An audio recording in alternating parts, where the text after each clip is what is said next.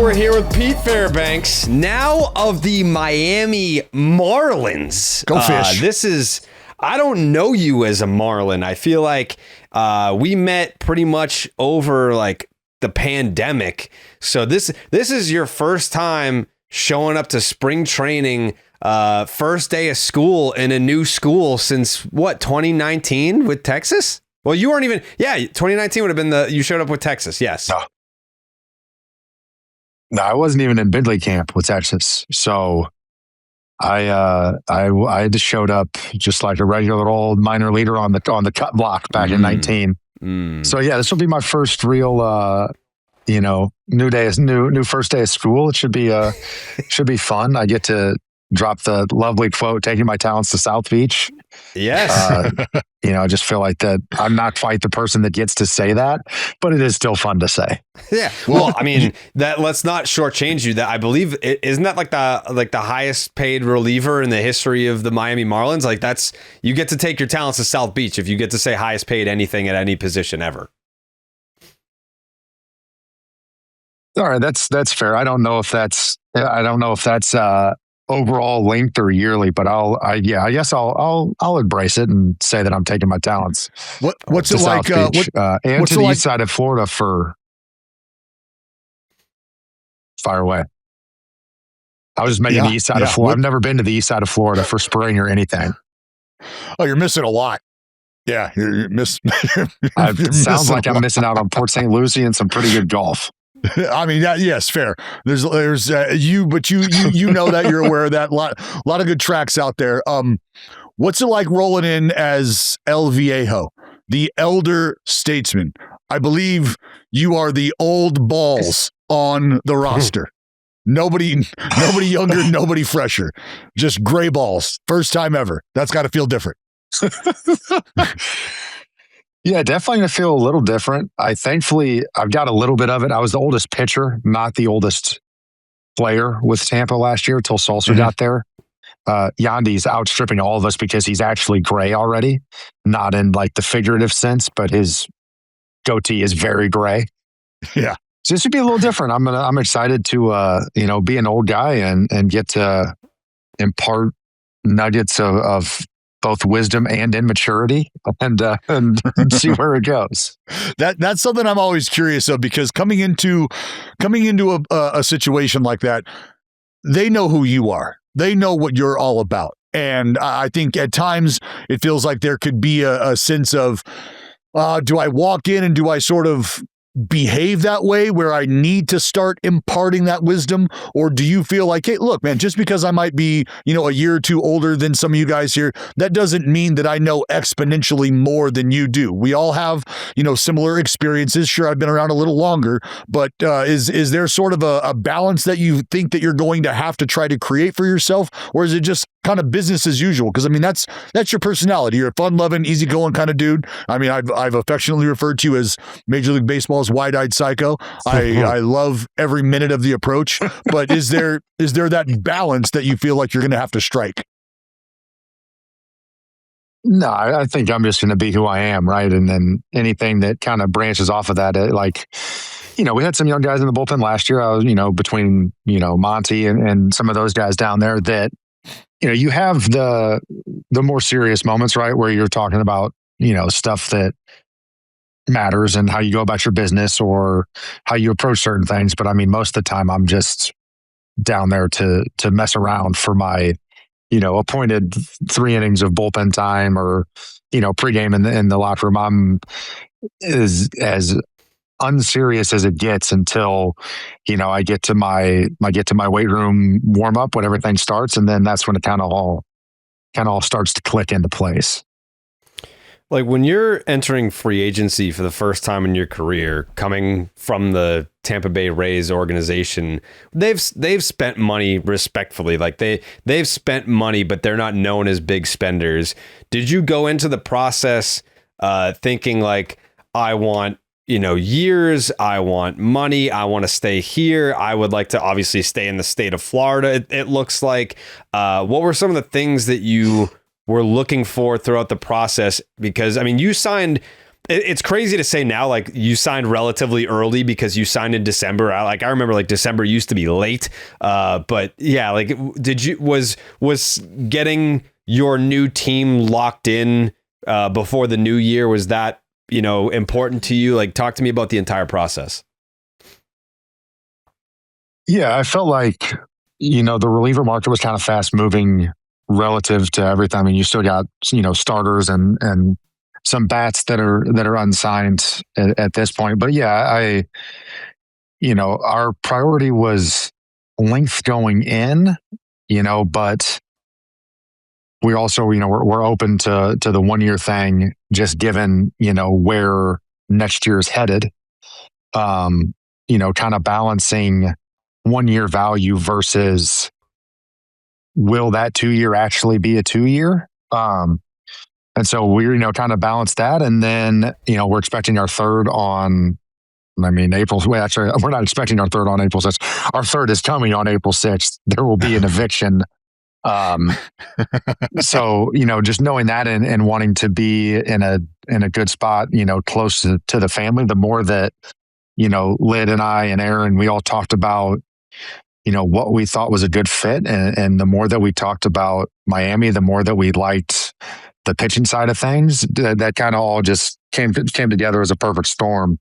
And it made once we kind of got into it with them, kind of made it pretty easy. Do you think that's a trend that we will start to see a little more? And I don't know if it's something that hasn't been prioritized in the past. It just feels like guys are more open to saying these days and being public about it. Like, hey, I want to I'm here for the peace of mind, right? We just saw Jose Ramirez lock up a deal with Cleveland that will keep him a guardian for the entirety of his career. And a lot of the decision making behind that is he's comfortable where he's at. His family is comfortable with where he's at. And that has allowed him to be the player and keep the mindset that he has been able to maintain. So do you think that's something that will play in a bigger part or a more important role in decision-making once younger players start to hit free agency? Yeah, I would think, right? I think for me, obviously there's the benefit to guys chasing it and wanting to, you're talking about, I'll use Jose, for example. He's obviously, I would argue, a top 3 player in baseball each year for the past however long. The guy's incredible. But I think for him not to, want to chase that max dollar and be somewhere where you're comfortable, for me, that's something that I, very much like, because it's, it speaks to, like, if, to be in that same spot and be able to make that decision where, hey, you're still taken care of, but you're also spending it with, the people that originally signed you grew up with, et cetera. I think, the weight there and how that impacts everything, right? Could that be a unique situation with him? Maybe. You saw Merrill take what was widely regarded as a below market extension because he I would imagine feels super comfortable in San Diego, right? So yeah, I think that it's obviously a very individual thing in terms of, do I feel comfortable and do I really feel like I'm, taken care of where I am, and to embrace that grass is not always greener type of thing. But yeah, I love it. I think that it's, it's two sides of a coin, right? Do you want to reset the market, or are there other things that you value more than that? And it's that personal weight of how do you put it together to end up with that end calculation of where you want to be and what you want to be there for.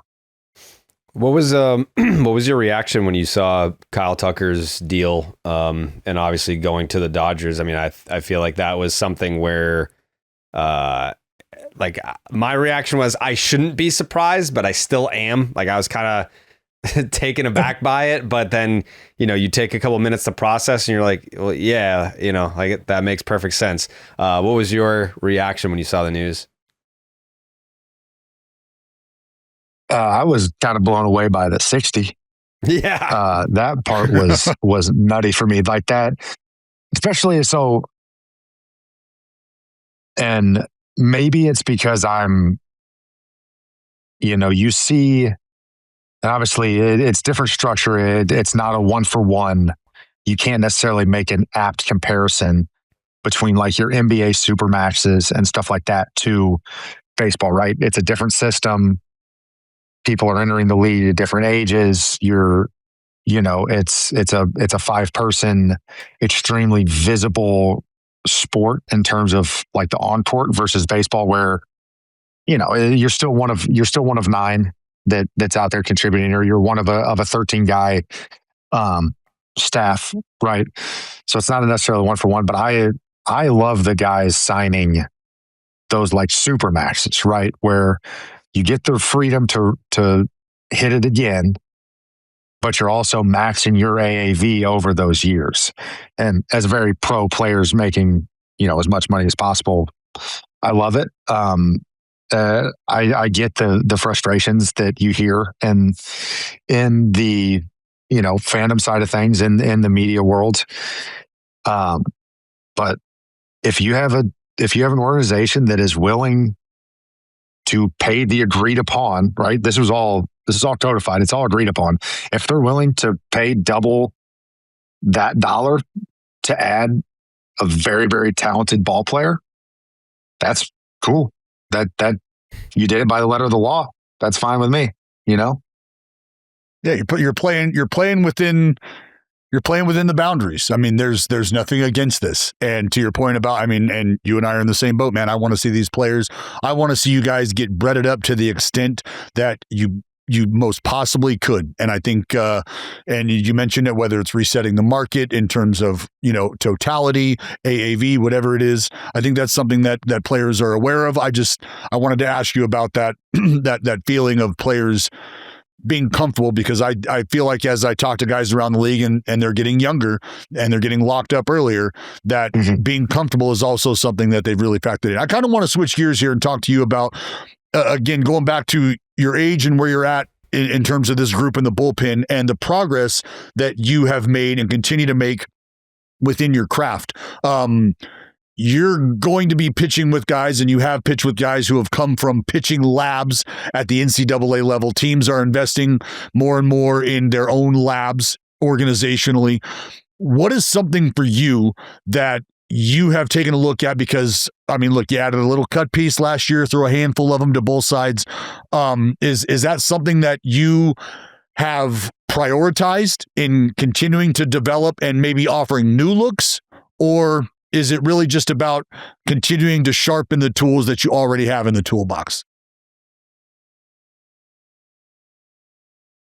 It's definitely both, right? I think, so I called like last year kind of for me, as I watched pitching across the league, to me seemed like the year of 2 breaking balls for guys. It seemed like there's a lot of guys throwing your sweep and then mixing in more of a rifle cutter or whatever. Again, they're rifle sliders. Just because StatCast is now in, they decided that sweeper is a different pitch than people thought. And then I'll give it to them. There are times that it is a completely separate pitch than people throwing more of a low slot curveball. But the impetus is that one that they're making side to side is a curveball. Breaking ball curve, whatever you want to call it. It's the bigger one. The ones that are, in that 5-to-5 box are truly are rifle sliders. They're not true cutters. That's my soapbox. I'll get on it 10 times out of 10 to argue that 90% of the pitches called cutters by StatCast are not cutters. They're rifle sliders. But because we are in this super distinctive thing, I would like them to add that into their extra distinctions. But yes, you have to refine, and then you have to figure out where you go, right? To bash your original question, because I got off on my my tangent. Yeah. For me, I know I can get on the side, so it makes it easier to bring that into a game after throwing it with Kyle a few times. That makes sense. I love that. What would your be? So, you dropped a 5-and-5 box, which I understand. Maybe some folks hear that and they're not familiar with that verbiage. They don't necessarily understand that. What would be your true cutter box? So a true cutter, you're looking and I'm going to give it a little bit of arm side still just because they will back up if you're throwing a true cutter sometimes. I would say like, and it depends, right? If I were to throw a true cutter, where I carry my heater anywhere from, 17 to 20. Yeah. Let's say you're running it. Let's say you're running it off of a 15-15 heater, right? Then your cutter, you would want to be like 0 and 9, where it's not, there's no perceived like depth to it necessarily. Right. It's more of that true just lateral movement, like side looking action. Yeah. Yeah. So I would, once you get close enough that you're a baseball to the axis, that starts getting into rifle slider territory, in my opinion. Love it. I feel like anytime a pitcher goes from one organization to another, it's always like, oh, like I wonder what he's going to do when this organization gets their hands on him, and like their pitching every team has their own pitching philosophies and pitching programs. Is there something that you're going to take from the Rays organization where you're like, this is a non-negotiable for me, like I'm not changing this, like this worked for me, I believe in it to the utmost degree, and like I know that you may have your pitching philosophies or whatever, we can talk about it, but like I'm not changing this one thing? What would that one thing be? Yeah, thankfully it seems like I'm not going to have to change much with Miami. I'm setting you up down the middle for the first two, and then I'm trying to throw the third, fourth, whatever, far away from the strike zone. And that's, that was our thing. And that's something that going back to college really like it sinks in and it's easy. Is in college, it was a head or out in 3 pitches, right? You wanted to be within 3, you wanted to be to a 1-2 count. And, Tampa, we called it the sprint to 2 strikes. Right. You're trying to get ahead in the count as quickly as possible and then, throw your best 0-2, 1-2 pitches before you even think about necessarily getting back into the zone. And so but that's just pitching, right? Like if you're going to be good, you get ahead in the count and then make them play at your pace. You can use that analogy in any sport, right? But when you're ahead in the count, you maintain the ability to throw whatever you want, throw it wherever you want, and dictate the terms of the at-bat. When you knew that Miami was calling and that Miami could be a potential landing spot, I think in years past, and it's been understood, there's been turnover. There's been a lot of turnover. What excited you about the potential of the team that you are joining? Because there's young talent. There's young talent there. There's no doubt. And I think a lot of people, if you were to tell them that they were just a couple games away from playing 500 baseball, I think a lot of people would question that. Like, are we talking about the same Miami Marlins? And that's it. 79 ball games, like I said, just a couple away from the 500 mark. But I think there's a lot to like about the roster in terms of some of the young talent that they're trying to build around. What excited you about it once you started to take a deeper dive? I think playing against them last year, I liked the position core. I think that they've got, like you said, some good young talent. And I think that, that step is coming. Hopefully it's this year. Maybe it's the year after, whatever it is. The talent is there. And I think that, to be where they were last year and then, I think seeing some success, obviously not, you're not to the extent where you're talking playoffs, et cetera, but like to see that personal success, I think that itself breeds a step, right? Whether it's this year, next year, no doubt, et cetera. But that was, for me, that was up there. And then I really liked Mostis in their pitching department. And I thought that was, of the ones that I talked to, I really enjoyed getting to know them and where they were coming from. And I felt like that would be a good fit. And that made it pretty easy. I think that the position side is good, and the rotation, obviously, if you can trade from strength, you probably got a pretty deep rotation candidates, which happened earlier in the offseason. So I'm excited to see where it goes and see what we got going on. How concerned are you of the possibility of a lockout, and if and when we get there, how do you see it playing out? Like how much of a, I guess, a struggle is there going to be between the two sides? And, you know, it's kind of like mom and dad are fighting and the fans are the kids. And it's like, we're just stuck in the middle being like, we have no say in any of this. We're just waiting for this to wrap up. But how do you see it playing out? I'm not super optimistic.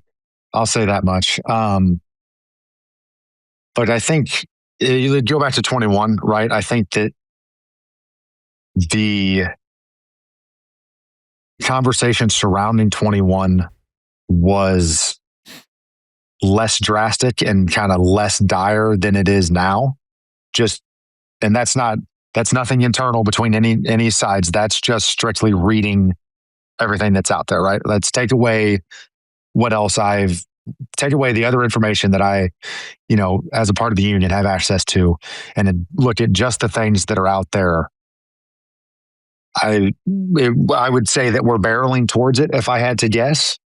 But again, we had there was a less contentious CBA in 21, and there was a lockout immediately. So running it off of the past, not to be a turd in the punch bowl, but I'm pretty pessimistic in terms of that coming to fruition in December this year. When you signed with the Marlins, you gave some quotes about your familiarity with how like a leverage-based bullpen gets run and your comfort level pitching in the 8th or the 9th or whatever is being asked of you. If you had to choose, which obviously you don't always have to do, but if you had to choose, what gets you going more? What gets your excitement level, your ferocity going? Is it facing the heart of the order in the 8th to get you to that point where you can win the game? Or is it locking down the final 3 outs of the game? Forget the save itself, but locking down the final 3 outs and being the official guy who seals the win. Yeah, I mean, I like getting the last 3, right? I've, you know, been fortunate enough to do it now for, we'll call it 3.5 years, whatever it was. And, you know, I think that definitely, it speaks to me, but also I really like winning. So, you know, and I've been fortunate enough that most of the games that I've thrown in really over my career have been in situations to either seal a win or put us in position to seal the win. So whichever way that shakes out, if I get to throw the majority of my innings in games that end up with a W in the column, that is all fine and dandy with me. What do you think has been one of the bigger changes or one of the bigger evolutions of bullpen usage since you've come into the league? Because you have always been a part of a very forward-thinking franchise that has not been afraid to deploy arms at the ready. I mean, I'm very versed in understanding of how the arms on the clock concept is applied and how you guys have gotten deployed in years past. And whether it's bullpen usage, matchup usage, and kind of throwing away or devaluing a save to whatever extent, what do you think is one of the bigger evolutions of usage that you've noticed, if any?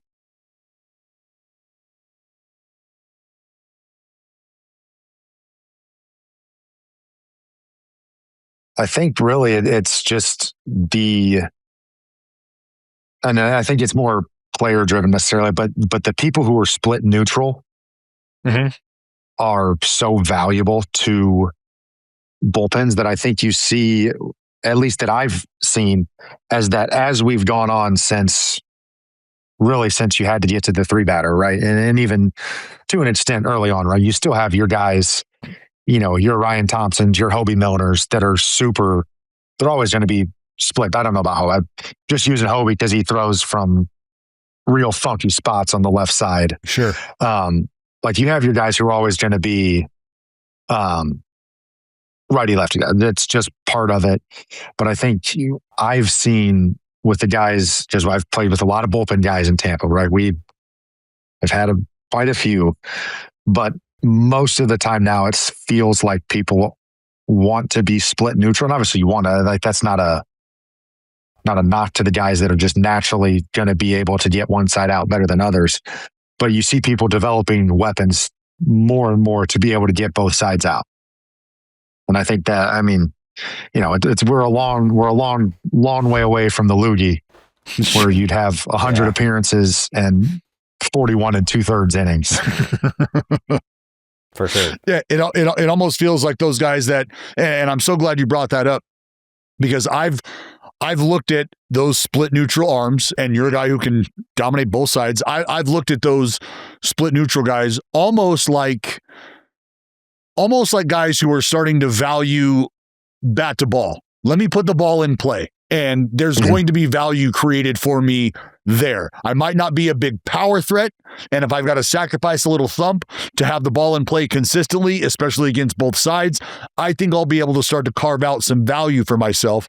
And I think the same thing can be said for guys in the bullpen who are neutral, to your point, where, sure, I'm going to be able to generate swing and miss to an extent and dominate one side more in that regard, but I can also stay off the barrel against the other side. I can also create that value for myself. So I love the fact that you pointed that out, because I've long tried to kind of tie those two together from an offensive and a pitching perspective.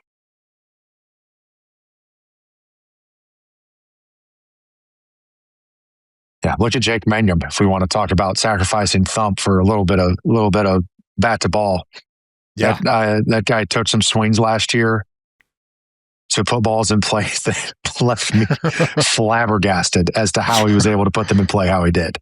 Yeah, how you even get to him. You don't have to tell me if they came calling or not. But if the Dodgers came calling during your free agency, how enticing is that as a talented Major League Baseball player? Say it's 1 year, same thing as the Miami deal. Like, how enticing is the draw to go to LA, or is your mindset I'd rather beat them than join them? Like, what would be your thought process?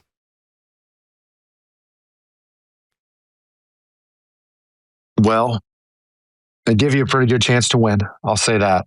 But again, like in my decision-making process, right, I wanted to be, my thought was moving across the country. Like, that's kind of a non-starter for being able to get back easily for kid number 3. Yeah. And so obviously that's a very unique situation for, where you're at. And putting that into that decision-making process of, I kind of want to have spring. If it's not one that's close to where, St. Pete, where I'm living, well, that would be something that I'm looking for. Or, in that Eastern Seaboard, that would be something that you're looking for. Look, I get it. I get wanting to win and to stack a ring and to get paid handsomely while you're doing it. But yeah, for me, it was a non-starter moving across the country. So you can say that I kind of dodged your question. You can say that I didn't, but I think that there's definitely the attractive parts of it, but also there's the other side of wanting to beat the best. I think that that's definitely part of everybody's nature as well. Mm-hmm. Well, that's what's refreshing for me to hear, and that's why I kind of likened it to the Jose Ramirez situation, is because you have. I don't think people truly understand or maybe respect is the perspective that they lack, but the hard work that you have had to put in to put yourself in a position to be able to make that decision. And that's a decision that you have thought about. It's not a decision that came easily. And I think at the same time, it is a decision that comes easily. You say, obviously, I want to be compensated for my work and my talent. I can check that box. I'm here for my family. I'm as close as I can be. I want to be able to check that box. That's about as good as it gets when you think about having worked as hard as you've done to be able to be in control of those decisions. So my hat's off to you, man, because I think everybody knows and understands what kind of competitor you are, and everybody understands how much you want to win, and to be able to put yourself and your family in a spot where you're taken care of and you can be around, and you're also going to be able to, as you said, compete against the best and stack yourself up in that regard. That takes a lot of hard work, man, and it's not something that should be taken lightly or just brushed aside as, oh, does this guy even care? Like, no. I've looked at that decision completely different differently. And I think you're, I don't want to say poster child for it, but you're a great example of what it means and why guys work so hard to get where they're at. So hats off to you. Appreciate that. Did we do a hot tub last time? I can't remember. I don't know. I would have to think we did. I don't think so, but that's a long time ago. I'd have to dive into my archives. It doesn't sound familiar. So yeah. Okay. Dallas, please. All right. Well, hey, I mean, it's South Beach, bud. There's a lot of hot tubbing going on. We're going to throw you in a hot tub time machine, and we are taking you back. It's the hot tub time machine is the best time machine, Jared. I don't know why you fight this. It's a hot tub time machine, and you are blasting back into the past any moment in baseball history that you can go to. You get to watch it. You don't get to be a part of it. You're not strapping up, all right, you psycho. You're just watching it from afar. Well, maybe not from afar. We'll put you in the front row. Which moment in baseball history and why? Okay, I think we might have done this last time. We might have done it. Wait, what? I think that was my answer last time. The David Freese game. I'm sorry. I had to hang up on my wife. She was trying to call me for some reason. No, I think we did this, but I don't think you phrased it in the hot tub time machine. Okay. Jared, what would your preferred method of time travel be? Just a standard time machine. Yeah. Just like a, Are you talking like TARDIS, like Doctor Who? Or are you talking like you just the like weird buy it bracelet at things from Sears, like it's not, it like doesn't have all the bells and whistles, just a boring ass time machine. Yeah. Standard. Buy it. Maybe that's why Sears went out of business. Maybe. Yeah. I mean, if you want to put white walls on your time machine, go for it. Yeah.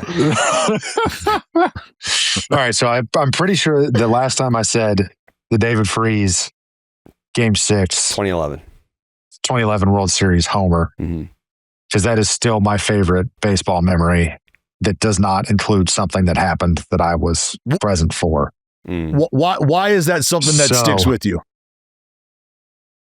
As I was a senior in high school, growing up in St. Louis like that, I mean, unless you were like one of those counterculture, got to go against the grain people that decided to not be a Cardinals fan. Sure. Playing baseball growing up playing baseball in St. Louis, for that to be, graduating high school that year, et cetera, like that was, you can't ask for like a better high than the year you graduate high school, Cards win the World Series. Freese has two of the most iconic at-bats in World Series history. It's probably the best World Series game ever played. I don't know how you top that. Though Game 7 this year might give it a run for its money. Pretty solid. I'll say Game 7 this year was pretty good. So I'm going to, again, go Cardinals because have to. But I'm going to go 62, 1998. McGuire missing first homer down the left field line. Yeah. Put me right over the first base dugout for that one. That way you see the swing, you see the homer, you get to see the missing first base shenanigans. It sounds pretty good. Sounds like a pretty good trip for me. It's funny you bring that one up. Mac and I were coaching in the prospect game together last spring, and somebody brought that up to him, and he was like, I felt like I was 10 years old again. Like I was losing my mind inside. Like I had no idea what the hell I was doing. And I was like, yeah, it's crazy because you look at him and he's just, he's a mountain of a man and he's rounding first base and he feels like he looks like he's a 10-year-old dressed up in a big league uniform, obviously a sizable 10-year-old. And he's just like, what do I do? It's just like, he's like, yeah, I was in panic mode, man. I was in panic mode. Fun fact about your boy Mac. Did you know that he went to school? He was a pitcher. I did not know that. No. Yeah. Yeah. He was on the bump. And they're like, you know what? I guess you can swing it too. Was he throwing hard or what? Yeah, he was like low nines. Evidently, he was swinging it a little bit better than he was throwing it. Based on, yeah, he can roll the ball too. They're like, you know what? Let's do this. Yeah, they made the right decision. He made the right move. Yeah, for sure. Damn. It's a good pick. Yeah. Pete Fairbanks. Second time? Third time? Second time?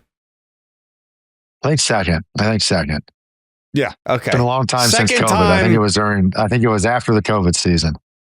Yes. All right. Second time in franchise history. Thank you so much for taking the time. And yeah, I mean, I feel like I'm going to have to make an excuse to come down to Miami now. Like you don't have to pry me down there, but I would love to go make a trip down there because I've only ever seen that ballpark on a tour. I've never seen a game there.